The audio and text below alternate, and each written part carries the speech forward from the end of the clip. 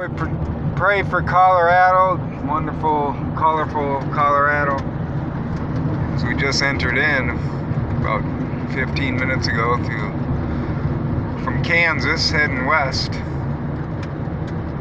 along the I-70, not on the I-70 though. I try to take the back roads as much as possible, as you can see. Nice dirt road, Rocky Mountain High.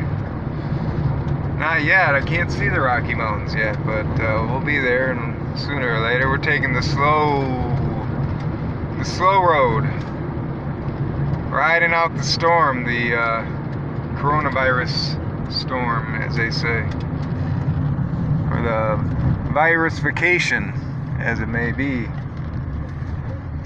Sort of, not really, not a very fun vacation, but at least I am seeing America, and more importantly, praying for America. AmeriPrayer 2020. God bless you all. Read more below in the name of the Father, Son, and Holy Spirit.